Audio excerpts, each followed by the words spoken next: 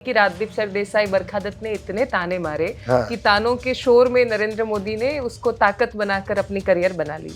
Very good.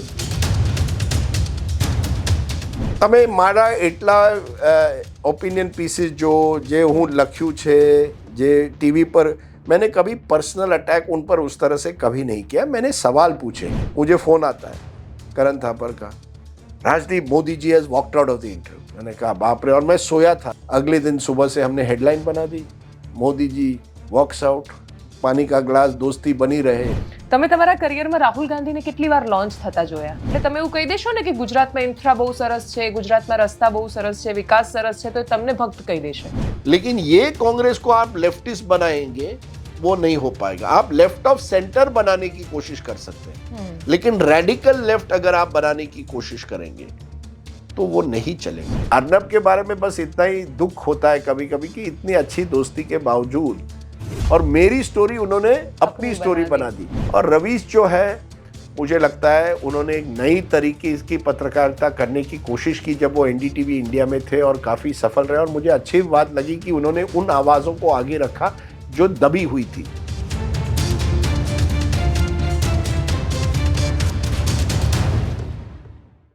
નમસ્કાર, uncut podcast સાથે હું છું દેવાંશી. મારા હાથમાં રાજદીપ સરદેસાઈનું પુસ્તક છે, 2024ના ઇલેક્શન્સ પર લખાયેલું છે. અને આ પુસ્તકમાં એમણે એ બધી વાતો કરી છે જેની સામાન્ય રીતે ગોસિપ કે ચર્ચાઓ થતી હોય છે, પણ એ જ્યારે સૂત્રોના આધાર પર વધારે માહિતી સાથે લખાય ત્યારે એ ભારતીય રાજનીતિને, ભારતીય લોકશાહીને પણ જોવાનો એક અલગ દ્રષ્ટિકોણ રજૂ કરે છે.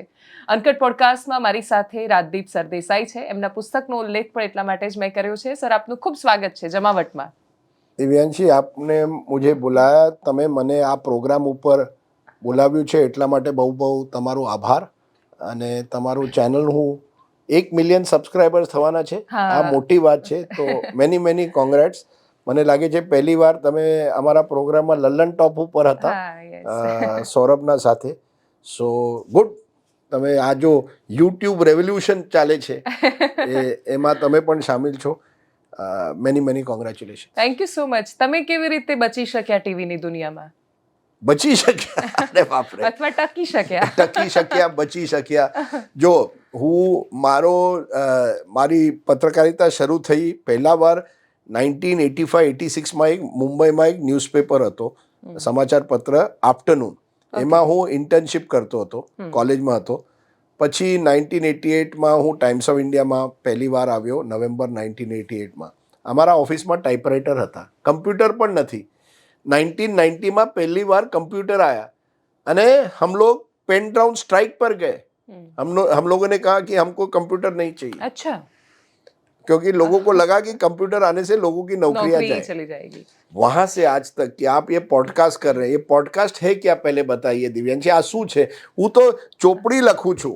મારી નવી ચોપડી આવી છે, હવે હિન્દીમાં પણ આવવાની છે, આવી ગઈ છે હિન્દીમાં પણ.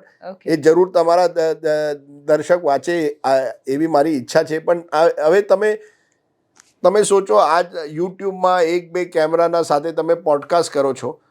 અમારા એક 1988-89માં વી ઓનલી હેડ પેન, પેપર અને પેડ. એમાં તમે જઈને ઓફિસમાં જઈને ટાઈપરાઇટર ઉપર લખો છો, કોઈ કરેક્ટ કરે બાય પેન, પછી તમે ફરીથી ટાઈપરાઇટર ઉપર જાઓ. That was the world I am coming from. 30 વર્ષમાં 35 વર્ષમાં જો ને કેટલો ફરક પડી ગયો છે. You are new generation. અમે 60 વર્ષના થઈ ગયા, बूढ़े हो गए. पर मुझे ये समझना है, मैं बहुत समय से आपको जब भी देखती हूँ, आपको जब भी डांस करते देखती हूँ, आपको जब भी ट्विटर पे गालियाँ खाते भी इवन देखती हूँ, तो मुझे दिमाग में ये सवाल आता है कि दिलीप सरदेसाई का बेटा, जिनके नाना लॉन्गेस्ट सर्विंग आईजी रहे हैं गुजरात में, ऑक्सफोर्ड में पढ़ने वाला लड़का क्यों पत्रकारिता करना चाहता था? क्यों चुना आपने ये प्रोफेशन? क्रिकेट भी अच्छा खेलते थे आप तो. नहीं, क्रिकेट अच्छा नहीं खेलता है. आपने बाकी सब सही कहा, ये लास्ट आपका गलत है. क्रिकेट में खेलता था लेकिन बुरी तरह से खेलता था.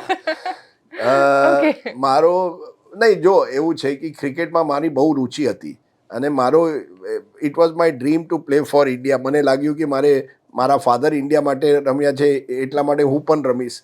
પણ મને લાગે છે કે એક્ટરનો દીકરો એક્ટર થઈ શકાય. બિઝનેસમેનનો દીકરો બિઝનેસમેન થઈ શકાય, પણ ક્રિકેટરનો દીકરો ક્રિકેટર નહીં થઈ શકાય જે સુધી તમારા પાસે ટેલેન્ટ નથી, સ્કિલ નથી, પેશન નથી. મારા પાસે પેશન હતું પણ સ્કિલ નથી. એકવાર હું પાકિસ્તાનના સામે એક મેચ રમ્યો, 1 રનમાં અબ્દુલ કાદિરને મને બોલ્ડ આઉટ કીધો અને હું બહાર જતો હતો તે સલીમ મલિક પાકિસ્તાન ક્રિકેટર હતો. એ મને મારા તરફ જોઈએ છે, અરે તું તો इंडिया से आता है और तू स्पिन बॉलिंग भी नहीं खेलना जानता. दैट डे आई डिसाइडेड मुझे अब क्रिकेट नहीं करना है, कुछ और करना है. और जब जिंदगी में आपको कुछ और करने की काबिलियत नहीं है तो पत्रकारिता है. आप पत्रकार बन जाइए.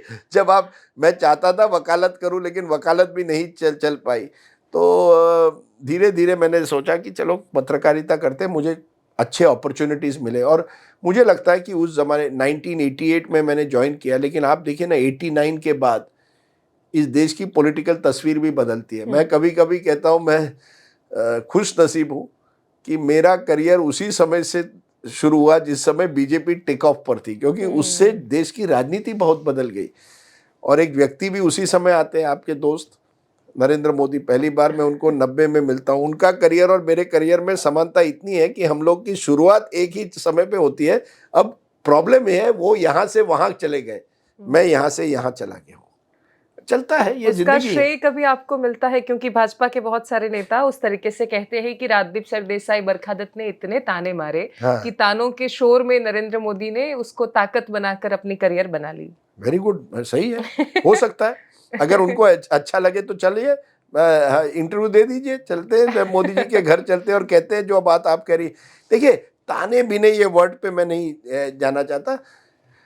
मैंने कभी मोदी जी, और मैं ये बार बार कहता हूँ, તમે મારા એટલા ઓપિનિયન પીસીસ જે હું લખ્યું છે, જે ટીવી पर, मैंने कभी पर्सनल अटैक उन पर उस तरह से कभी नहीं किया. मैंने सवाल पूछे हैं, उसको आप ताने कह रही हैं, जो भी कहिए वो बात अपनी अलग है. जवाबदेही नेता की होती है, हमारी जवाबदेही होती है उनसे सवाल पूछना. मैंने उनसे सवाल पूछे. अब आप उनको ताने कह रही है, ये ठीक है, पर उन जरूर, जैसे मैंने कहा, उनका करियर और मेरे करियर ग्राफ में कुछ ना कुछ समानता है. કરણ થાપરવાળા ઇન્ટરવ્યુમાં શું થયું હતું? જે તમે હતા ને ત્યારે આઈ થિંક રિપીટેડલી ચલાવવામાં. હું એ વખતે કરણ થાપરને જબ મોદી जी का इंटरव्यू किया, હું એ વખતે CNN IBN ચેનલનો એડિટર હતો. तो करण थापर ने मुझे फ़ोन किया कि मोदी जी ने इंटरव्यू रिक्वेस्ट एक्सेप्ट कर दी है, अरुण जेटली ने उनसे कहा था कर लो. तो मैंने कहा वेरी गुड, क्योंकि बहुत दिनों से हम इंटरव्यू करना चाहते थे उनका. तो मैंने करण थापर को इतना ही कहा, तमे જ્યારે જશો ने, टफ क्वेश्चन पहले मत पूछना, कठिन सवाल पहले मत पूछना, सॉफ्ट क्वेश्चन पूछो पहले, फिर बाद में आपको जो पूछना है पूछो, लेकिन थोड़ा धीरे धीरे उसको. वो करण थापर वहाँ जाके शुरुआत से ही गुजरात दंगे कहीं ना कहीं उन्होंने वो अटैक पे पहले से चले गए. मुझे फोन आता है करण थापर का, Rajdeep Modi ji has walked out of the interview. मैंने कहा बाप रे. और मैं सोया था, मैं दोपहर का समय था, 3 या 4 बजे. मैं तब 1 घंटा हमेशा सोता था 3 और मुझे फोन आता है. राजकोट वालों. हाँ राजकोट वाला. मैंने राजकोट में ऐसा होता है, दोपहर को सो जाते हैं लोग. राजकोट में आप 1 घंटा सोते हैं, हमारे गोवा में हम तो 3 घंटा सोते हैं. अच्छा, 2:30 बजे से 5 बजे आपको कोई दुकानदार मिलेगा नहीं गोवा में. तो वो राजकोट में 1 घंटा, गोवा में 3 घंटे. तो मैंने करण थापर का फोन उठाया, मैंने कहा Rajdeep there is a problem. मैंने कहा प्रॉब्लम क्या हो गया? नहीं मोदी जी वॉकआउट कर गए. मैंने कहा अरे बाप रे, इतने दिनों के बाद इंटरव्यू मिल रहा है, अरुण जेटली ने खुद प्रयास करने के बाद ये इंटरव्यू मिला है. तो मैंने कहा मोदी जी से बात करवाइए. No you will have to speak to. तो मैंने नरेंद्र भाई को फ़ोन किया, उन्होंने वो फ़ोन पर आए, गांधीनगर में थे. तो शू थयु सर? अरे राजदीप, मैंने आपको कहा ये अब आप छोड़ दीजिए, आप लोगों ने गलत किया है. तो मैंने कहा नहीं सर, आप छोड़ दीजिए सर, इंटरव्यू दोबारा करते हैं. मैंने करण थापर को कह दिया इस तरह से मत करें, आप इंटरव्यू में एक बार फिर वॉकआउट मत करिए.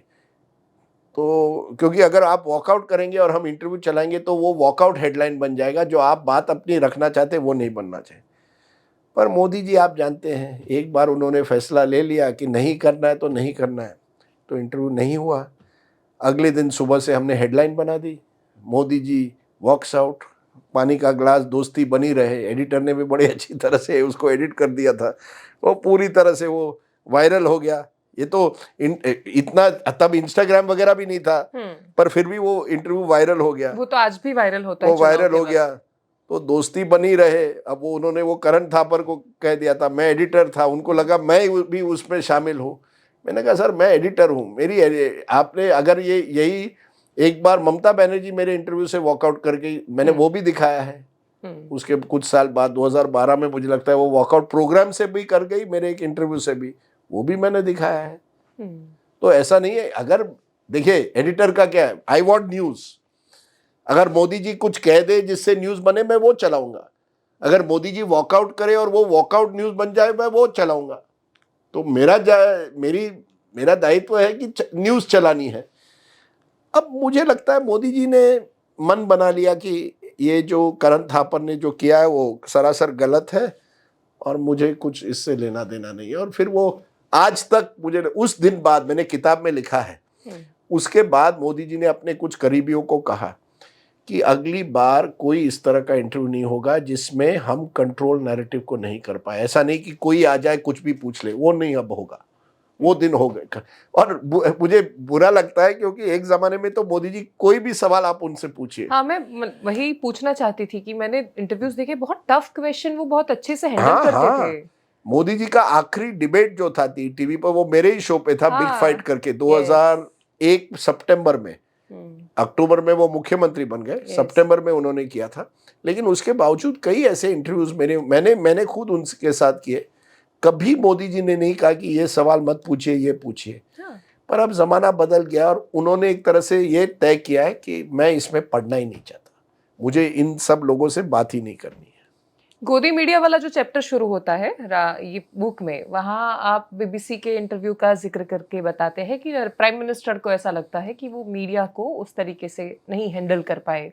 आपको क्या लगता है, मीडिया हैंडल कर पाए है प्राइम मिनिस्टर या नहीं कर पाए? मुझे लगता है मीडिया जरूर वो हैंडल कर पाए हैं और नहीं भी।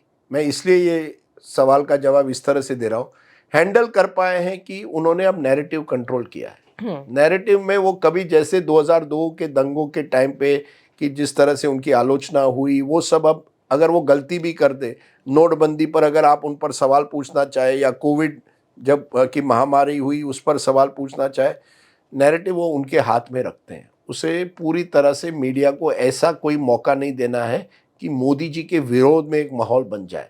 वहां तक आप कह सकते हैं वो सक्सेस हुए हैं।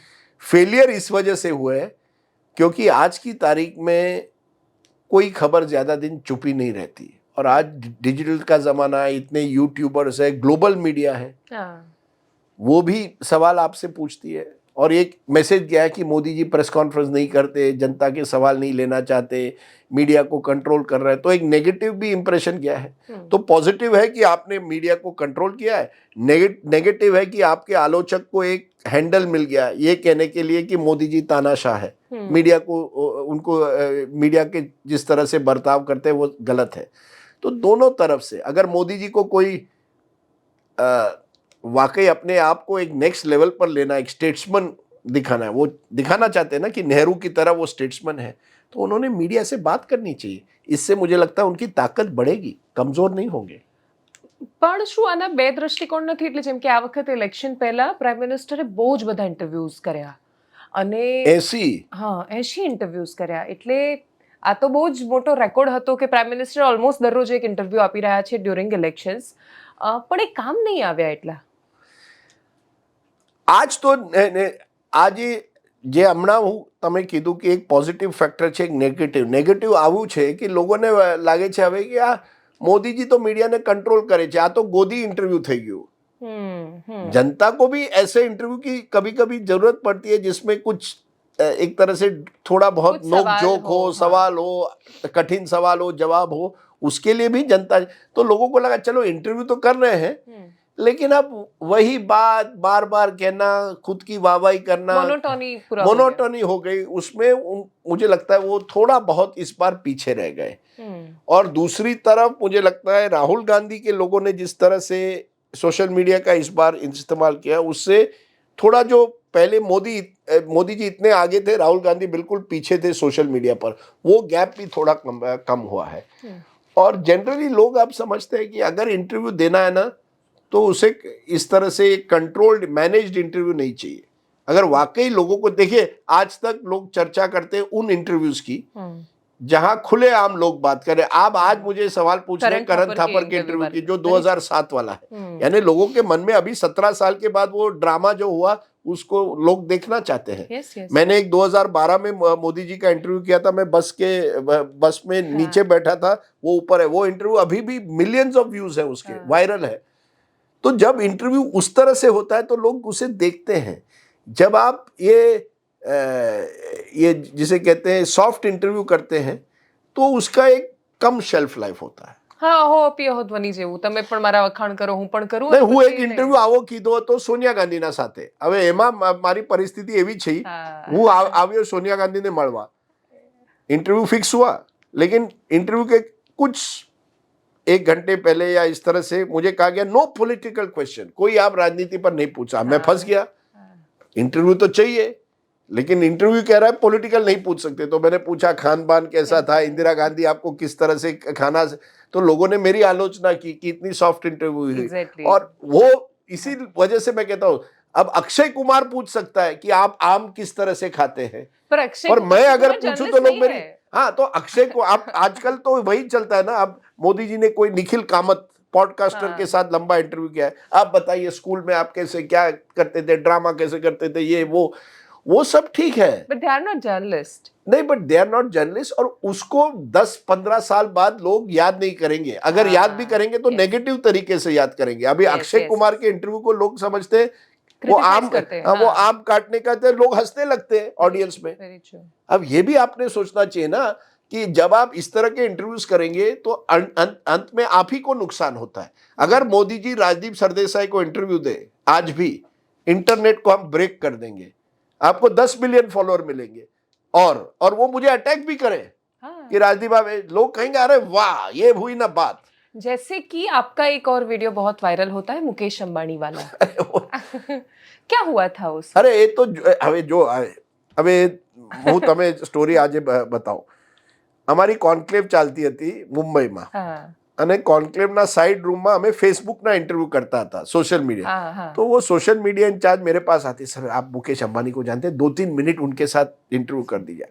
2-3 मिनट, आज तो आप 40 मिनट कर रही है, वो तो 2-3 मिनट। आप 2-3 मिनट में कौन से सवाल पूछने हैं, और वो भी कह दिया कि सॉफ्ट कुछ सवाल पूछते। मैंने कहा आपको रेस्टोरेंट कई, आपका फेवरेट रेस्टोरेंट कुछ है, ये वो भी है उस, पर उसमें मैंने एक सवाल पूछा, you are the I think most powerful person in, who is the most powerful person in India, you और मोदी जी, और या इस तरह से। अब वो सवाल मैंने इसलिए पूछा था कि कहीं ना कहीं वो उसमें थोड़ा मसाला तो मिल जाएगा। जर्नलिस्ट तो 2 मिनट है तो मसाला ढूंढ रहा है, तो उसमें उन्होंने जवाब दे दिया, I don't take you seriously.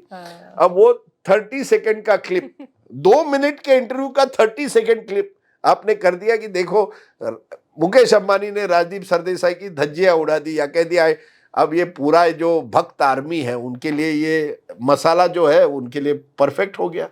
अब यही तो मुसीबत है कि मैंने कुछ दिनों पहले मिलिंद खांडेकर है न्यूज तक के, उनके साथ 25 मिनट का एक इंटरव्यू किया, 25 मिनट दिल्ली चुनाव पर। उसमें से 30 सेकंड आम आदमी पार्टी ने निकाले हैं, जिससे ऐसा लगता है कि मैंने कहा कि आम आदमी पार्टी जीत रही है।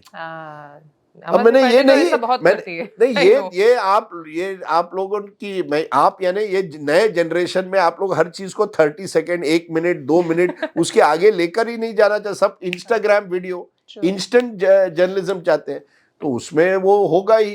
तो ठीक है मुकेश भाई, वो मैंने भी उस इंटरव्यू को इतने सीरियसली नहीं लिया, 2 मिनट का इंटरव्यू, उसको दुनिया सीरियसली ले रही है। लेकिन फिर भी मैं कहूँगा, और आप क्यों है તમારું પ્રોગ્રામ ગુજરાતીમાં છે, મોદીજી જોતા હશે તો મોદી नरेंद्र भाई चलो एक इंटरव्यू कर लेते हैं, 1 घंटा आपको जो बोलना है बेबाक बोल दीजिए। इंटरनेट में हिट होगा। क्या है ना प्रॉब्लम, उनके जो इर्द गिर्द लोग है ना, हाँ। वो इस इंटरव्यू को नहीं होने देंगे। मोदी जी खुद तैयार होंगे, मुझे अभी भी ये है, उनमें और मेरे में एक केमिस्ट्री है वाकई। एक बार अभी दिवाली मिलन हुआ था, एक 7-8 साल पहले, मैं पीछे, सब जर्नलिस्ट को बुलाया गया था, ज्यादातर सब एडिटर सब बिल्कुल नजदीक जाना चाहते थे, मैं पीछे बैठा था। उन सब के बीच, अरे राजदीप आप कब अमेरिका से कब वापस आए? अब मैं कहीं गया था किसी एक स्टडी टूर पे, पर उनको पता था यानी, अब इतने बाकी सब सेल्फी ले रहे हैं उनके साथ, मैं वहां पीछे बैठा हूँ। तो शायद पुरानी यादें उनको अभी भी सताती है या याद आती है। अपने पुराने दोस्त को कैसे भूल सकते हैं वो। છેલ્લે ક્યારે મળ્યા હતા તમે પ્રાઇમ છેલ્લે હવે મિનિસ્ટરને? કઈ વર્ષ થઈ ગયા, અને વાત ક્યારે થઈ છેલ્લે? છેલ્લે વાત ક્યારે થઈ? એક મને લાગે છે પ્રેસિડેન્ટનું એટ હોમ હતું, એ રિપબ્લિક ડે કે ઇન્ડિપેન્ડન્સ ડે ઉપર, એમાં એક નમસ્કાર થયો but some years before. some years before, Okay. years before, not recently, not in the last few years, no. Okay. ચાલ્યા કરે, સમય की बात है. નહીં પણ એ પ્રશ્ન છે ને કે દિવ્યાંશી તમે પણ મસાલા જો છો કે ક્યારે વાત થઈ, કેવી વાત થઈ, પણ એમાં જો ને મારી જે પહેલી ચોપડી હતી 2014 માં, રાતે મને ફોન કરતા હતા 11 વાગે 12 વાગે રાતે કે રાજદીપ શું થાય છે, કેવી હવા કેવી છે, ઓડિશામાં શું થાય છે। तो मुझे लगा कि देखिए एक व्यक्ति 11-12 बजे और अर्धो कलाक 1 कलाक जो एक વાત છે જે બહુ કમ લોગ જાણે છે, Modiji is a very good listener. તમે કઈ વાત કહો ને, એ તમે इंटरव्यूમાં टोकवाना नहीं, तुम्हारी बात सांभळे तो फोन ऊपर लंबा एक बार तो मेरे वाइफ ने मुझे कहा, अरे किसके, अपने गर्लफ्रेंड के साथ बात कर रहे हो या किसके साथ? मैंने कहा मोदी जी के साथ बात कर रहा हूँ। 1 घंटा 12 से 1 बजे रात को 2014 के चुनाव के पहले। तो ये भी हुआ है। तो he is a very good listener. પણ એક પ્રશ્ન છે કે for an example Rahul Gandhi, મને એક પ્રશ્ન મેં જે લખીને જ પણ રાખ્યો છે, સૌથી પહેલા એવો લખ્યો છે કે તમે તમારા કરિયરમાં રાહુલ ગાંધીને કેટલી વાર લોન્ચ થતા જોયા?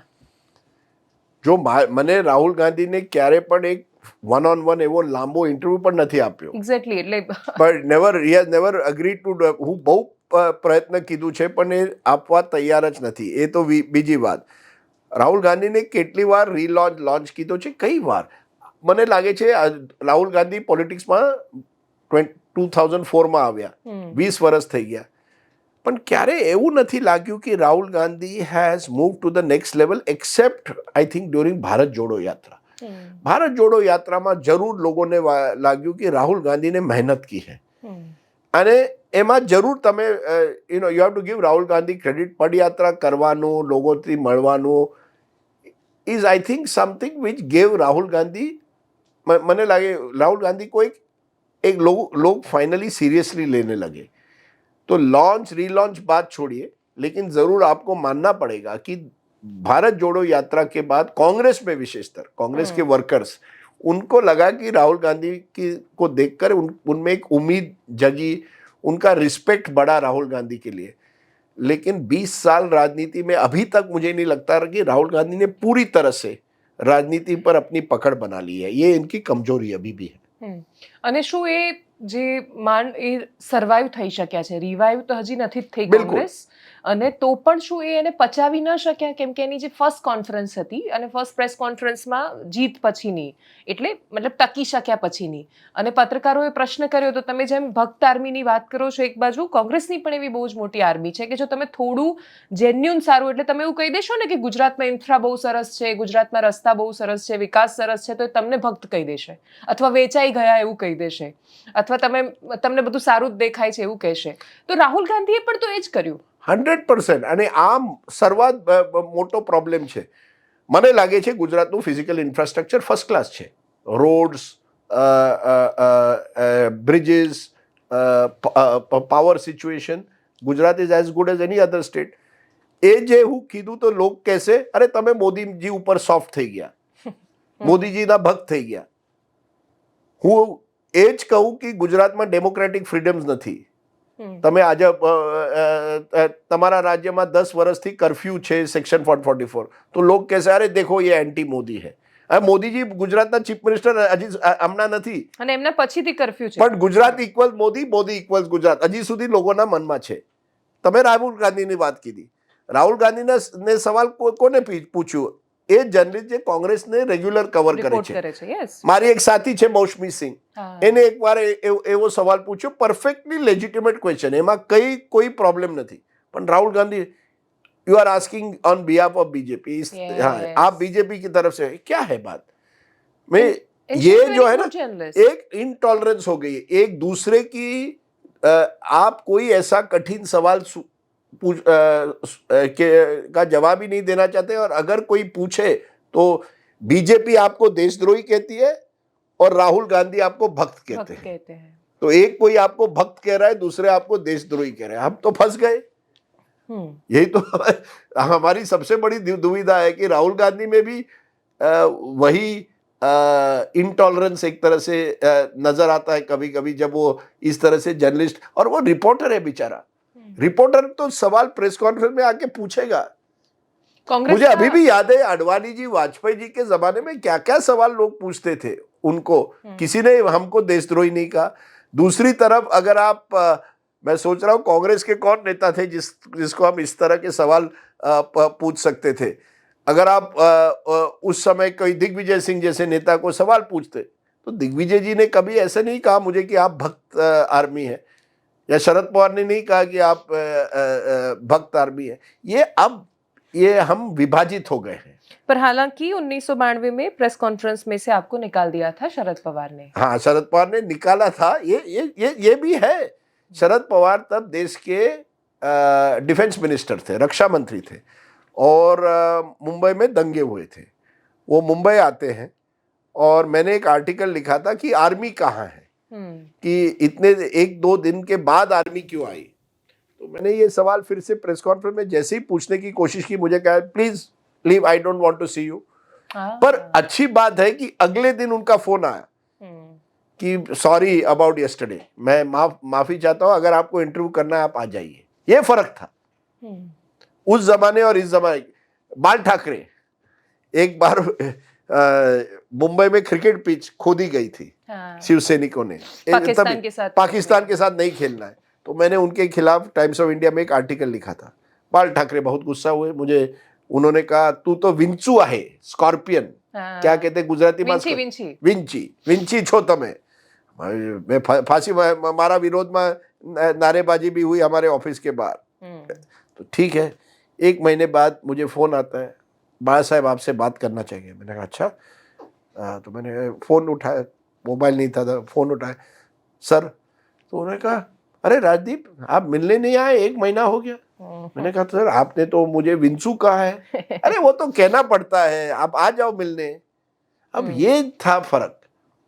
आप कभी परमानेंट दुश्मन नहीं थे, आज दुश्मनी हो गई है. पत्रकार के खिलाफ क्या दुश्मनी? मेरा रिपोर्टर जो है सवाल पूछ रहा है राहुल गांधी को, उसको आप बेइज्जत करने की कोशिश कर रहे हैं लोगों के समय.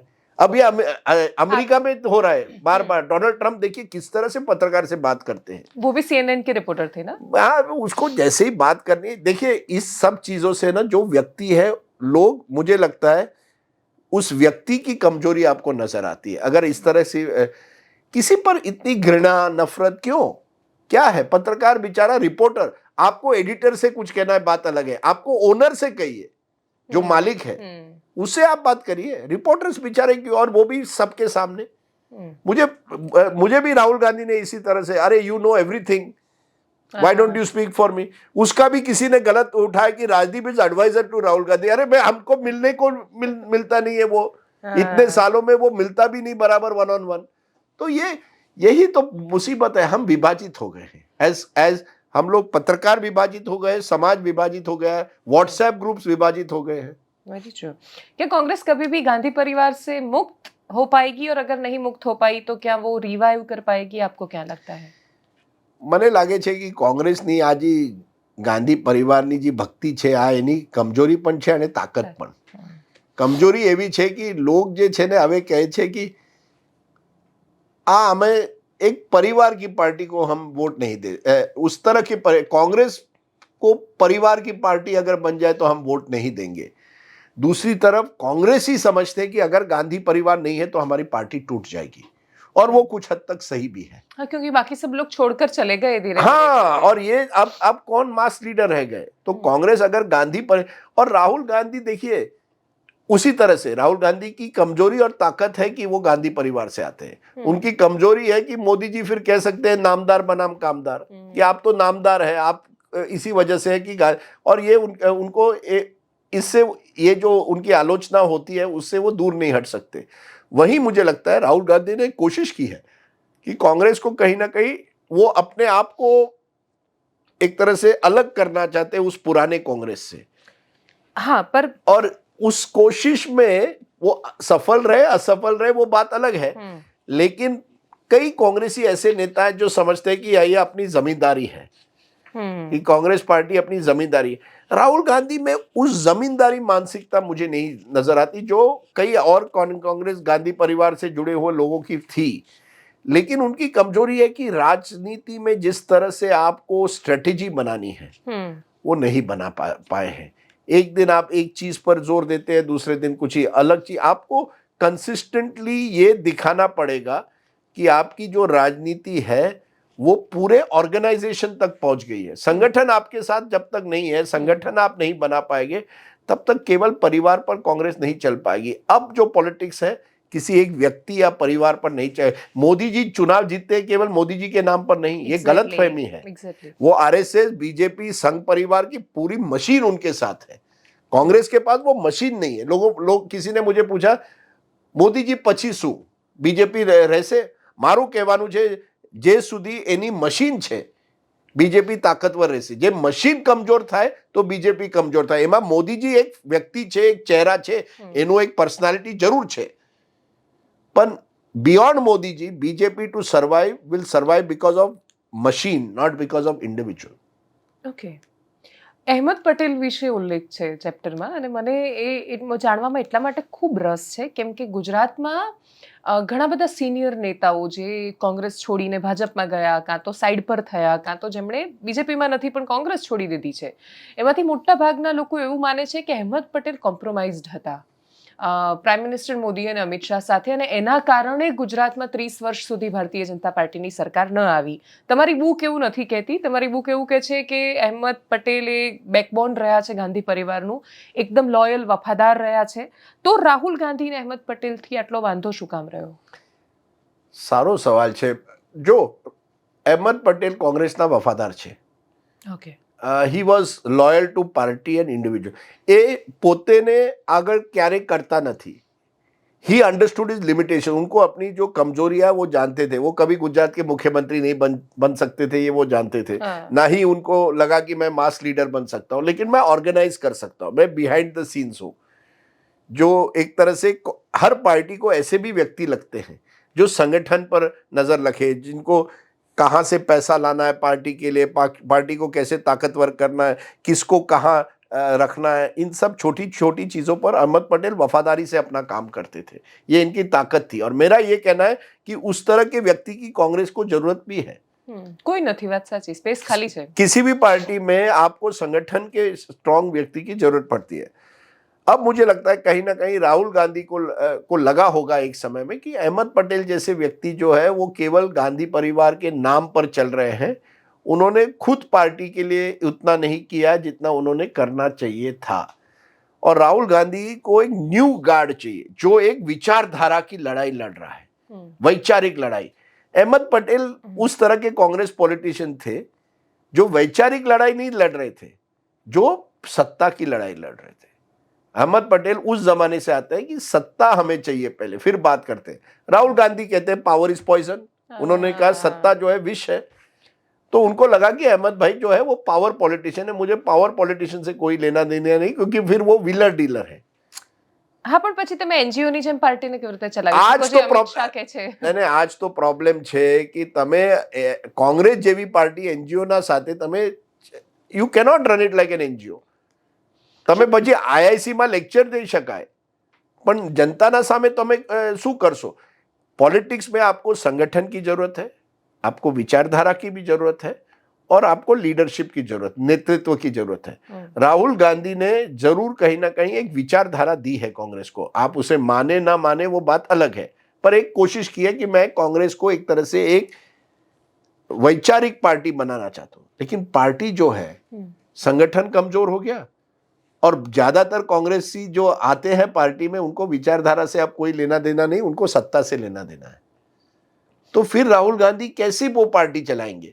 मैंने एक कॉलम में लिखा है कि आप पार्टी, राहुल गांधी ने कांग्रेस को तोड़ना चाहिए और कहना चाहिए मैं एक पार्टी बना रहा हूं कांग्रेस आरजी या कांग्रेस आर। मैं जिस तरह से कांग्रेस को देखना चाहता हूं उस दिशा में लेकर जाना चाहता हूं। अगर वो करे तो शायद उनको एक ताकत भी मिल सकती है, क्योंकि अब क्या है कि आप कुछ कहते हैं और आपकी पार्टी कुछ और चाहती है, उसमें तालमेल नहीं है। एक दिन आप कहते हैं आम आदमी पार्टी के साथ चलिए दिल्ली में, दूसरे दिन आप आम आदमी पार्टी की, दिल्ली कांग्रेस कहती है नहीं चाहिए हमको आम आदमी पार्टी, चलो आपकी बात मान लेते हैं। हरियाणा चुनाव के पहले आप कहते हैं कि नहीं हम आम आदमी पार्टी के साथ समझौता करेंगे, एंड में नहीं होता है। महाराष्ट्र में एक दिन आप कहते हैं कि शिवसेना जो थी वो सांप्रदायिक थी, फिर उसी के साथ आप जुड़ जाते हैं। तो आपको कहीं ना कहीं डिसाइड करना पड़ेगा कांग्रेस किस दिशा में जाना चाहती है। क्या वो एकला चालो ले जाएगी जैसे राहुल गांधी चाहते हैं, या आप सबको साथ लेकर चलना चाहते हैं?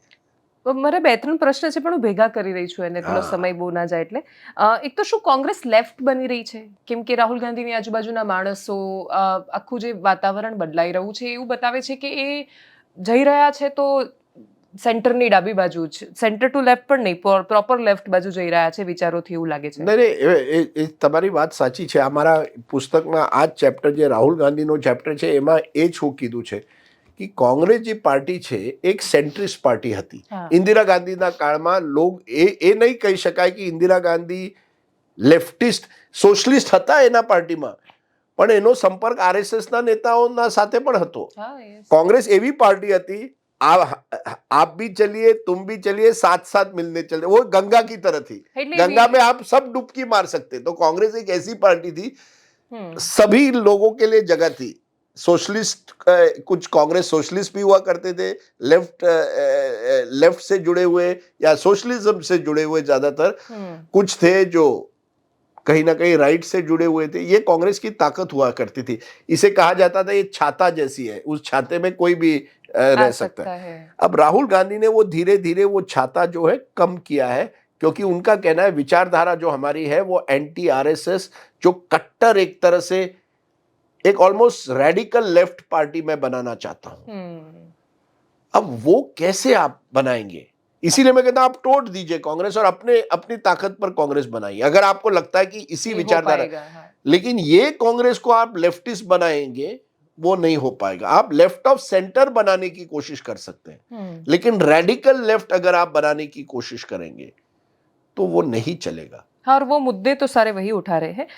गुजरात, अब कास्ट सेंसस लीजिए ना, कास्ट सेंसस एग्जैक्टली। एक जमाने में तो कांग्रेस कास्ट सेंसस के विरोध में थी, जब आपकी सरकार बनी। आज भी कर्नाटक में आप क्यों नहीं फिर कास्ट सेंसस आगे करते हैं? कर्नाटक सरकार ने करनी चाहिए, सिद्धारमैया ने लोगों के सामने रखना चाहिए कि हमारे नेता कहते हैं जितनी आबादी उतना हक, हम रख रहे हैं आपके सामने। मैं तो हमेशा कहता हूँ कांग्रेस ने एक मॉडल स्टेट दिखानी है। देखिए गुजरात मॉडल जैसे भी हो ना, उसमें कमजोरियां बहुत है। मोदी जी ने मार्केटिंग बहुत अच्छी की उसकी, जिसमें कमजोरियां नहीं दिखी, केवल उनकी उपलब्धियां दिखी। लोगों ने वो नैरेटिव्स को पसंद आया। उसी तरह से अगर कांग्रेस एक राज्य को अपना मॉडल स्टेट बना दे तो मुझे लगता है जनता उनके साथ जुड़ भी सकती है अभी भी। और तेलंगाना जैसे राज्य में तो पोटेंशियल भी है उस तरीके से कई है, लेकिन प्रॉब्लम क्या होता है, हर कांग्रेस राज्य में धीरे धीरे, क्योंकि कांग्रेस कमजोर हो जाती है और पॉलिटिक्स आज पैसे के दम पर चलती है, तो पैसा बोलता है और फिर वो राज्य भी एटीएम बन जाता है एक तरह से। हाँ, सही बात है। यही तो मुसीबत है। हाँ, जैसे आम आदमी पार्टी ने पंजाब के साथ किया, गुजरात के ऊपर एक चैप्टर है जिसमें अरविंद केजरीवाल ने फोन किया राहुल गांधी को, बात नहीं हो पाई, सोनिया गांधी से बात हो पाई, उन्होंने बताया कि देखेंगे, विचार। I will let you know, मैं आपको बताऊंगा। गुजरात 2022 चुनाव के पहले अरविंद केजरीवाल चाहते थे कि कांग्रेस के साथ एक कुछ गठबंधन हो जाए। हम मोदी और अरविंद केजरीवाल तब थोड़े अप पर थे, पंजाब में जीते थे, वो चाहते थे कि गुजरात में भी हम कुछ करें। तो उन्होंने कोशिश की, राहुल गांधी ने बात नहीं की, और यही तो मुसीबत है, राहुल गांधी कई लोगों से संपर्क भी नहीं करना चाहते। Yes. अभी भी जब उनकी दोनों के बीच में जब अलायंस हुआ था लोकसभा में, तो राहुल गांधी ने अरविंद केजरीवाल के साथ जॉइंट रैली ही नहीं की। अब वो आपके सहयोगी है, आपको उनके साथ करनी चाहिए। तो गुजरात में यही हुआ। फिर सोनिया गांधी ने फोन उठाया एंड में, उन्होंने कहा आई लेट यू नो, लेकिन लेट यू नो के बाद कुछ नहीं हुआ। और एंड में आम आदमी पार्टी और कांग्रेस अगर जुड़ जाते, मैं ये नहीं कह रहा कि उससे सरकार बन जाती, पर बहुत फर्क एक अच्छा ऑपोजिशन पर ये सवाल कांग्रेस को, वही मैं कह रहा हूं, कांग्रेस को अब डिसाइड करना है कि एकला चालो रे, 10 साल के लिए किसी के साथ जुड़ना नहीं है, संगठन मजबूत करना है। आप कर सकते हैं वैसा, जैसे बीजेपी ने एक जमाने में किया। बीजेपी ने कहा, अडवाणी जी के जमाने में वही हुआ ना, कि अब हम हिंदुत्व की पार्टी है, आपको आना है हमारे साथ आओ, नहीं आना है नहीं, पर हम नहीं बदलने वाले। उसका एंड में बीजेपी को फायदा हुआ। क्या कांग्रेस 10 साल के लिए इंतजार करने के लिए तैयार है? राहुल गांधी शायद है, बाकी कांग्रेसी नहीं है, इसीलिए तो वो छोड़ रहे हैं। क्योंकि गुजरात के तो कांग्रेस के नेताओं की पूरी जिंदगी ऑपोजिशन में चली गई, उन्होंने सत्ता, अरे आप ही का जनरेशन, दिव्यांशी आप कितने सालों के हैं? हाँ, मैंने तो देखी ही नहीं सरकार। आपने तो कहीं देखी नहीं होगी। आपने कांग्रेस की सरकार कैसी हुआ करती थी? मैंने तो सिर्फ नरेंद्र मोदी का शासन देखा है और उसके बाद के सीएम का। अच्छा, तो आप इतने नहीं, मैं आपको बताऊं, पहली बार मैं गुजरात आया चुनाव के लिए 1990 का चुनाव थे। એ ચુનાવમાં ચિમણભાઈ પટેલ હતા, મને લાગે છે જનતા દળમાં, અને ઇલેક્શનના પછી જનતા દળ જી અને બીજેપીમાં સમજોતો થયો, અને એના પછી ચિમણભાઈ ફરીથી કોંગ્રેસમાં ચાલી ગયા એન્ડમાં ફરી, હા, એનો કોંગ્રેસને પણ નુકસાન થયો। અને ચિમણભાઈ પટેલ એક અલગ તરીકે, મને હજી સુધી યાદ છે, એક વાર હું અમદાવાદમાં આવ્યો મુખ્યમંત્રીને મળવા, છબીલદાસ મહેતા હતા। बाकी मुख्यमंत्री को मिलने के लिए आपको इसका अपॉइंटमेंट लेना है, ये टाइम, हम वहां उनके घर पहुंच गए, वो वहां आपके क्या कहते हैं, झूले पर बैठे हुए थे। सर हूँ आऊं? अरे आओ आओ, बैसी जाओ। मैं तो अभी सोचता हूँ वो जमाना था कि गुजरात के मुख्यमंत्री के घर के बाहर सिक्योरिटी भी नहीं, आराम थी छबीलदास मेहता ત્યાં બેસ્યા હતા। અને Chimanbhai also was a very interesting politician. અમે મોડર્ન ગુજરાતના હિસ્ટ્રીમાં તમારા એક બીજા એક મુખ્યમંત્રી હતા, મારા હા, માધવસિંહ સોલંકી મારા એક ફ્રેન્ડ બની ગયા। જ્યારે वो फ्रेंड तो जो नेता, फ्रेंड नहीं मैं कहूँगा, लेकिन एक अच्छे कॉन्टैक्ट बन गए, क्योंकि उनके पास दिल्ली की बेस्ट लाइब्रेरी थी, पुस्तकालय। हर एक पुस्तक, 2-3 किताब मैंने उनसे लिए थे, और वो 2 हफ्ते बाद मुझे फोन करके, अरे वो आपने मेरी किताब ली है, वो वापस करिए, वो भी कहा उन्होंने। लेकिन वो आप सोचिए कि इतने गुजरात के मुख्यमंत्री, वैसे पुस्तकालय, छबीलदास मेहता झूले पर बैठे हुए, सुरेश भाई मेहता भी कुछ तरह ऐसे थे, बापू अपने केशुभाई पटेल, वो बापू कल्चर था। अब यहाँ से आप नरेंद्र मोदी तक आ गए, झूला छोड़िए, सिक्योरिटी तो आपको उनके घर के करीब भी नहीं आने देगी। तो जमाना बदल गया है। पर गुजरात ने ये देखा है केवल बीजेपी का राज्य, तो कंपेयर कैसे करेंगे? कंपेयर, जो आपका जनरेशन उसे कंपेयर कैसे करेगा कि कांग्रेस में ये हुआ करता था? आपका तो यही है कि मोदी जी ने ये करवाया, तो मोदी इक्वल्स गुजरात, गुजरात इक्वल्स मोदी, और वो पूरे देश में एक मैसेज इस तरह से गया है। जो भी अच्छा होता है गुजरात में, उसका क्रेडिट मोदी जी को जाता है, जो बुरा होता है लोग देखते ही नहीं है। શું દિલ્હી ઇલેક્શનમાં રાહુલ ગાંધી બદલો લેશે અરવિંદ કેજરીવાલ સાથે 2022નો ગુજરાતનો? હવે તમે જો જ્યાં પ્રકારથી એને અટેક કીધું છે, જરૂર પ્રયત્ન એવો જ છે કે દિલ્હી કોંગ્રેસનો, कि दिल्ली कांग्रेस को क्या लगता है कि अगर हम आम आदमी पार्टी को हराएंगे नहीं, तब तक हम जीवित नहीं हो सकते।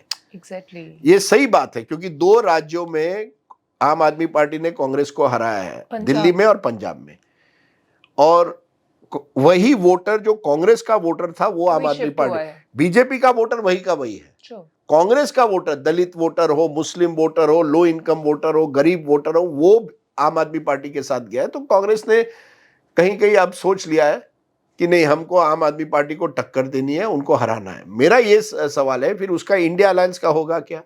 फिर बोल दीजिए ना कि इंडिया अलायंस खत्म। हाँ, नहीं, उन्होंने कहा ना कि वो लोकसभा तक ही था। अभी इनका कोई भरोसा नहीं है। 6 महीने बाद अगर इनको जरूरत एक दूसरे की पड़े, एक दूसरे के पास आएंगे। સિચ્યુએશનશિપ છે, જે પેલો જેનઝી નો વર્ડ છે ને, શું સિચ્યુએશનશિપ? તમે જેન ઝી ના છો? નહીં, જેનઝી નથી હું। જેન ઝી का मतलब क्या है?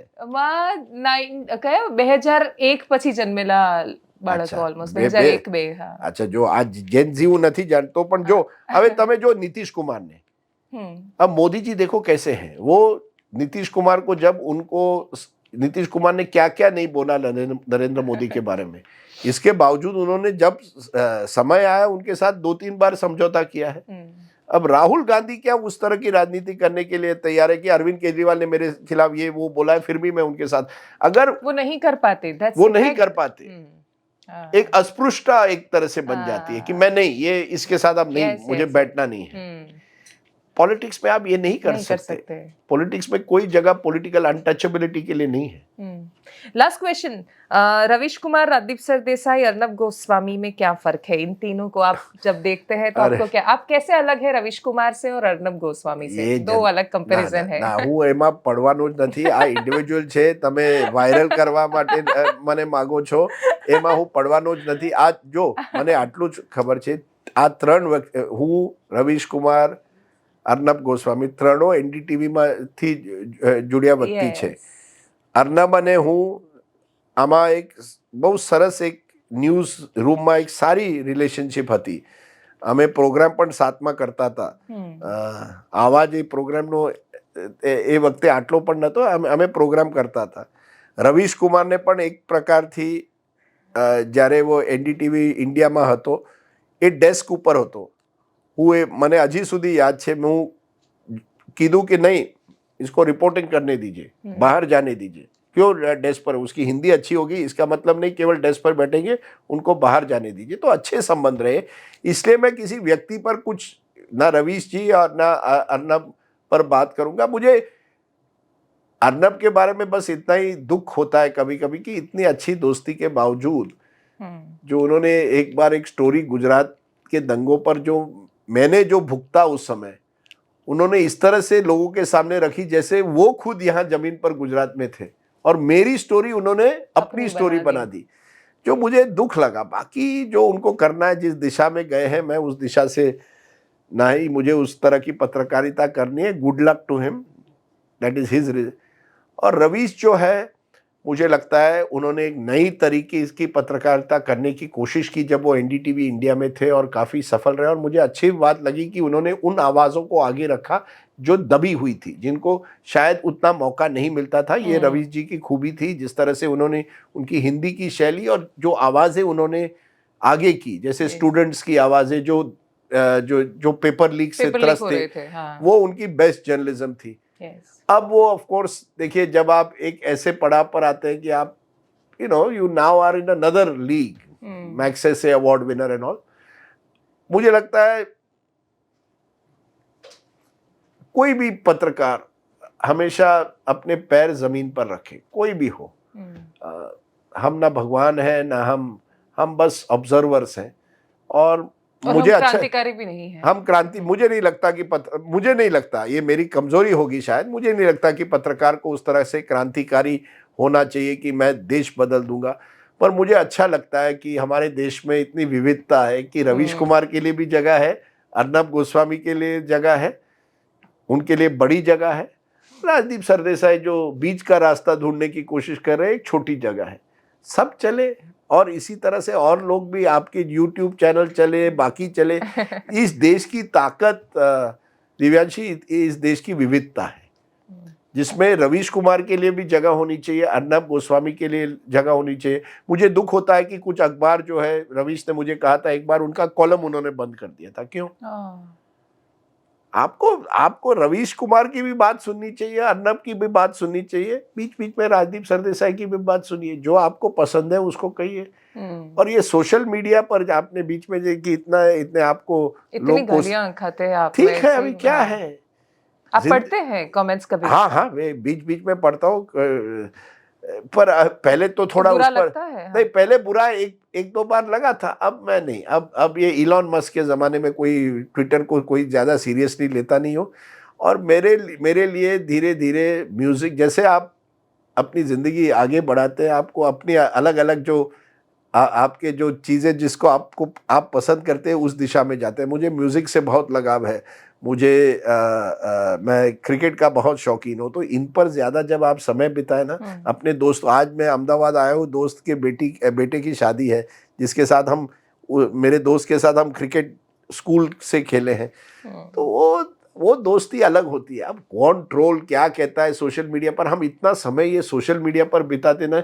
आप किताब पढ़िए, देखिए आप लोग है ना, ये किताब के जरिए किताब पर सवाल नहीं पूछते ज्यादा, आप मैक्सिमम सवाल अर्नब गोस्वामी, रवीश कुमार जाकी वो वायरल हो जाए। वो एक समदीश का मैंने के साथ इंटरव्यू किया, 2 मिलियन से ज्यादा व्यूज हो गए। उस बीच में इंटरव्यू में उसने किताब भी पूरी पढ़ी नहीं, मुझे नहीं लगता एक चैप्टर भी पढ़ा था, लेकिन कहता है आपकी पहली किस किसके साथ थी। यहाँ प्रोग्राम पर किस बताना है कि, पर वो वायरल हो जाता है। तो मेरे बच्चे जो है उस सवाल से बड़े खुश हुए।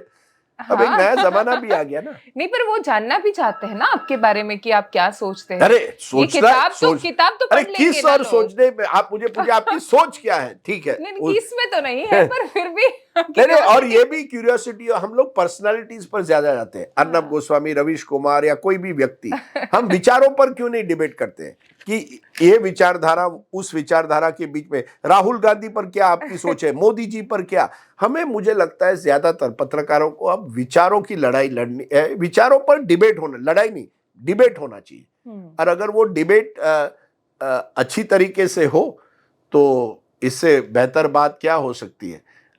मैंने किसी को कहा कि एक दिन ऐसा भी आए कि मोदी जी और अपने राहुल गांधी के बीच में और केजरीवाल के बीच में खुलेआम डिबेट करवाइए, और 3 उनके नेता और 3 हम लोग बैठ जाते हैं, एक तरफ रवीश कुमार, एक तरफ राइट को अर्नब गोस्वामी, लेफ्ट को रवीश कुमार, बीच में मैं। आप अपने आप को बीच में मानते हैं, बिल्कुल, पर लोग नहीं मानते ना। अरे वही पूछे। नहीं, लोग नहीं मानते दिव्यांशी, क्योंकि लोगों के मन में अभी ऐसी बात है कि जैसे आपने कहा कि जैसे ही आप ऐसे मुद्दे उठाए कि जिससे आपको लगे कि ये जो है मोदी विरोधी है या राइट विंग एंटी राइट है, तो तुरंत आप लेबल हो जाते हैं। आजकल लेबलिंग होती है कि आप इस जो सत्ता में है उसको ज्यादा सवाल पूछने चाहिए, ये मेरे स्पष्ट मत है। आप देखिए 2004 और 14 के बीच में आप किसी भी प्रोग्राम उठाइए, 10 साल में उस CNN IBN में था, कितने सवाल, कितने स्टोरीज हमने मनमोहन सरकार पर किए, मनमोहन सिंह पर सवाल उठाए। कभी मनमोहन सिंह ने मुझे देशद्रोही नहीं कहा, कभी नहीं। आज अगर मैं वही सवाल उठाऊं इस सरकार पर, कोविड के जमाने पर जिस तरह के कुछ कानून बने हैं, या अगर मैं पूछूं कि इतनी बड़ी आपकी पार्टी है, एक आपको मुस्लिम MP नहीं मिलता है, ये सवाल पूछना क्या वाजिब नहीं है? और अगर मैं वो पूछूं तो मैं देशद्रोही बन जाता हूं? ठीक है, बता, इसीलिए मैं किताब लिखता रहता हूं, क्योंकि किताब की दुनिया में थोड़ा आपको सुकून मिलता है, जो टीवी के प्रोग्राम में नहीं मिलता। टीवी में इतना शोरगुल है, केओस है पूरा। ये इसीलिए आप लोगों ने ये पॉडकास्ट शुरू किया है। मैं आपसे सवाल पूछता हूँ, आपने और इसके पहले मेरे दोस्त गोपी मनियार ने एक इंटरव्यू किया है, दोनों ने कहा ये पॉडकास्ट है। ये पॉडकास्ट और इंटरव्यू में फर्क क्या है, ये आज आप मुझे बताइए। हाँ, क्योंकि हम आराम से सुनते हैं आपको, मतलब बार बार टोकते नहीं है। इंटरव्यू का फॉर्मेट और पॉडकास्ट का फॉर्मेट बहुत अलग होता है, शैली अलग होती है बात करने की। तो हम आज आपको सुनने बैठे हैं, आपके बोलने में से हेडलाइंस नहीं निकालनी है। थंबनेल निकाल लूंगी मैं थंबनेल निकाल लूंगी पॉडकास्ट में से। ये लल्लन टॉप और सौरभ द्विवेदी से भी मेरी यही शिकायत है। एक हम लोग 2-2.5 घंटे का नेता नगरी करते हैं, लेकिन थंबनेल जिस तरह से मैं मर गया उसमें। अब क्या करें। नहीं, लेकिन ये पॉडकास्ट और ये माइक क्यों इस तरह से होता है, ये रेगुलर माइक में क्या कमजोरी है? ये अच्छा लगता है और अच्छा कुछ लॉजिक नहीं है इसका। ये देखो, यही तो है आजकल ये पॉडकास्ट की और यही था कि इनफॉर्मल आराम से पूछो। अब प्रॉब्लम क्या हो गई, नेता भी इसी तरह जा रहे हैं। क्योंकि अब अरविंद केजरीवाल आप देखिए पूरे इलेक्शन उस तरह से ज्यादातर उन्होंने पॉडकास्ट किए हैं, मोदी जी भी वही करेंगे। तो हमारे जैसे लोगों का होगा क्या, या तो हमको पॉडकास्टिंग शुरू करनी पड़ेगी या हमको रिटायर होना है। आप बताइए क्या करें। हाँ, नहीं, रिटायर तो नहीं होना है, सिंपल। रिटायर तो नहीं होना है, और हम आपको ज्यादा टीवी में देखना चाहते हैं। टीवी तो पर। वो आप कंटिन्यू करें ऐसी चलो, तो अपेक्षा। ये- नहीं, हाँ। मेरा सवाल बाकी है पर एक आखिरी 1 अच्छा, मिनट। चलो, गुजराती अच्छा। फूड के बारे में नहीं बात की हमने, बाप। संगीत के बारे में बात नहीं कि आपके फेवरेट क्रिकेटर कौन है? देखिए, पहले तो गुजराती फूड, कल हाँ। हम एक कार्यक्रम में थे वहाँ, उसके बाद डिनर था। ऊंधियो आप विंटर में बनाते हैं सर, और आपकी दही कड़ी, जो कड़ी है गुजराती, और दाल एक गुजराती। मेरी फेवरेट रेस्टोरेंट एक मुंबई में है, आप जरूर जाइए जब आप मुंबई जाएंगे, ठाकर भोजनालय कालबा देवी में, श्री ठाकर भोजनालय। जो खाना वहां मिलता है, पर उसका एक ही है कि सुबह और शाम को फिर आप खाना मत खाइए, बस एक ही मील खाइए जब आप वहां जाते हैं।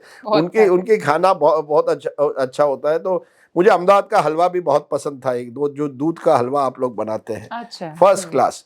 आजकल तो मूंग का हलवा ज्यादा बनता है, जो असली हलवा होना चाहिए दूध का। आप देख रहे हैं जैसे खाने की बात आ गई, तब से चेहरे पर मुस्कान भी आती है। बाकी तो बस उसी में जिंदगी चलती है। अच्छे रेस्टोरेंट्स में जाकर खाना खाओ, छोटे रेस्टोरेंट में। इंडिया में जो छोटे रेस्टोरेंट होते हैं वहीं अच्छा खाना मिलता है, या लोगों के घर में, घर में जो प्यार से खाना बनाते हैं वो बड़े अच्छा होता है। क्रिकेट की जहां तक है, मैं अभी ऑस्ट्रेलिया गया था क्रिकेट मैच देखने, इंडिया हार गई वो मैच। जब भी मैं देखने जाता हूँ इंडिया हार जाती है, तो मैं एक तरह से पनौती बन गया हूँ। लेकिन मैं उस मैच में था 1983 में, जिसने इंडिया की तस्वीर बदल दी। जब किसी ने वर्ल्ड कप जब पहली बार कपिल देव जीता था, मैं उन कम भारतीयों में हूँ जो 18 साल का था मैं, तब मैं वो मैच देखने गया था। तो वो मेरा बेस्ट डे है क्रिकेट का, मैंने वो दिन कभी नहीं भूलूंगा। तो बस इसी तरह से क्रिकेट थोड़ा देखते हैं। म्यूजिक में किशोर कुमार की आवाज पर दुनिया आजकल तो अरिजीत सिंह की सब, अरिजीत सिंह की चलती है। लेकिन अरिजीत सिंह बिन सब ठीक है, there is only one Kishore Kumar. Arijit Singh होते रहेंगे, he is a very good singer, no doubt, but Kishore is Kishore. अच्छा, रफी इज रफी। हाँ। और दोनों को अगर आप साथ में सुन ले तो और भी बेटर। और फेवरेट एक्टर कौन है? Favourite actor, tough one. Purely of for acting abilities, Sanjeev Kumar was terrific. I mean उसकी जो एक्टिंग थी एक अलग लेवल की थी। हम लोग जब शोले देखते हैं आज भी, तो संजीव कुमार और गब्बर सिंह, असली शोले उन दोनों के बीच में थी, not so much Amitabh and Dharmendra, this is my view. But Bachchan is also Bachchan. Amar Akbar Anthony में या दीवार में जो बच्चन में जो इंटेंसिटी थी, I am from part of Amitabh Bachchan in cinema and Sunil Gavaskar in cricket. ये दोनों हमारे 1970s के हीरोज थे। हम उस जनरेशन से आते हैं जब आपका जन्म नहीं हुआ था, यही मुसीबत है। पर हमने आप लोग तो चले गए ये शाहरुख के जनरेशन में। और एक्ट्रेसेस में जीनत अमान हमारे जमाने में, दीपिका पादुकोण नाउ। मैंने कुछ 2 साल पहले दीपिका, और इसी तरह से पॉडकास्ट फॉर्मेट में कह दीजिए, अब मैं अगर वो प्रोग्राम फिर से करूंगा तो ये इस तरह के माइक्स लगा के करूंगा, लगेगा पॉडकास्ट। उसमें दीपिका पादुकोण और प्रकाश पादुकोण थे, और वो मेरे लिए बहुत अच्छा था। वो फैमिली वाला प्रोग्राम बहुत अच्छा था आपका। हाँ, जब आप जनरेशंस को पर मिलाते उसमें थे। यही प्रॉब्लम है कि कभी कभी ऐसा लगता है आप खुद नेपोटिज्म को बढ़ावा दे रहे हैं कि फैमिली प्रोग्राम करके, लेकिन उस तरह का कर सकते हैं उसी टाइप में लेजेंड्स या इस तरह से। इलेक्शन ऑन माय प्लेट भी बहुत अच्छा होता है। वो तो हम चाहेंगे नेक्स्ट इलेक्शन में, नेक्स्ट चुनाव में। हाँ, मैं इस बार मैं, क्योंकि मैं सबैटिकल पे था, मैंने या छुट्टी पे था आप कहिए, मैंने दिल्ली चुनाव नहीं किया, जो अच्छी बात है एक तरह से, क्योंकि दिल्ली चुनाव में ऐसा वातावरण बन गया ना। हाँ। जो आपने कहा, अगर मैं कुछ अच्छा कहूँ किसी के बारे में तो दूसरा पक्ष बोलेगा कि भक्त बन गए। हाँ, बहुत बहुत डिवाइड हुआ है। ये दिल्ली के असली मुद्दे तो निकले ही नहीं लोगों के। इस बार पर फॉर्चुनेटली वाटर पॉल्यूशन और पॉल्यूशन चर्चा में है, लेकिन जनता के बीच में नहीं है। ये चर्चा आप और हमारे भी जो होनी चाहिए, लेकिन जनता तक वो सवाल पहुंचे नहीं है जिस तरह से पहुंचने चाहिए। बहुत शोर क्यों, लेकिन इसलिए, पर इलेक्शन ऑन माय प्लेट में भी मजा तो आता है। आप साउथ जाइए, साउथ का खाना बहुत अच्छा होता है। दक्षिण भारत में जो डोसे या इडली या चेटीनाड चिकन जो मिलता है, हम डोसा को भी गुजराती बनाकर खाते हैं, चीज डालकर। नहीं, मुझे आज एक अच्छी चीज है। मैं जिस होटल में हूँ वहाँ ब्रेकफास्ट में मिसल पाव मिला। अब मिसल भी हमारी जो महाराष्ट्रन डिश है वो पूरी तरह से चारों तरफ हाँ, हो गई है। हाँ हाँ कभी कभी मैं एक मेरे गुजराती दोस्त को पूछता हूँ, बाकरवड़ी आप लोग खाते हैं? હા ભાખરવડી ये ખાય बाकरवड़ी गुजराती है या महाराष्ट्रन है? એટલે વડોદરાની છે એટલે ના મરાઠી ના ગુજરાતી. ના ના એટલે વડોદરામાં ગાયકવાડી સ્ટેટ હતું ને अच्छा तो तो महाराष्ट्र कही महाराष्ट्र शकाय, क्या, हाँ. महाराष्ट्र की आप लोग श्रीखंड भी ले गए अपना और कह रहे हैं गुजराती है। हाँ. हर चीज को आपको ताकत मिल गई केंद्र तो में, हम इसका सब कुछ मतलब ले नहीं कि लेंगे. सब चीज गुजराती हो, श्रीखंड बासुंदी सब कुछ गुजराती बन गए। મિસળ પાવ કેવું લાગ્યું? સારું લાગ્યું ગુજરાતમાં કે ગળ્યું હતું? नहीं हूँ नहीं हमारा एक रेस्टोरेंट है मुंबई में, प्रकाश शिवाजी पार्क में, वहाँ असली मिसल पाव मिलता है। गुजरात में आप लोग कोशिश कर रहे हैं, अभी तक वहां पहुंचे नहीं है। गुजरात में कड़ी आपकी बेस्ट है। Thank you so much Rajdeep ji for joining us. अच्छा थैंक यू. आप किताब हाँ हाँ आप भूलिए मत दिव्यांशी, आपने એક મિનિટ આના आप માટે अपने વાત भर કરી છે. लोगों को कहिए कि किताब जरूर पढ़े। હા યસ, એટલે આમાં તો બહુ જ ઓછી એનું થોડો જ ઉલ્લેખ આવ્યો છે જેમ એમણે કહ્યું એમ, પણ હિન્દીમાં પણ ઉપલબ્ધ છે અને આઈ હોપ કે કોઈક હિંમત કરીને આનું ગુજરાતી પણ કરશે તો એનાથી પણ વધારે લોકો સુધી हाँ પહોંચે. that would be very good। અને અંગ્રેજી ગુજરાતીઓ ઇંગ્લિશ બહુ જ સારું જાણે છે, આટલા બધા અમેરિકા કેનેડામાં એમને થોડા છે, તો વાંચજો અને પછી સરને રિવ્યુ પણ આપજો ટ્વિટર પર. Thank you. थैंक यू, नमस्कार।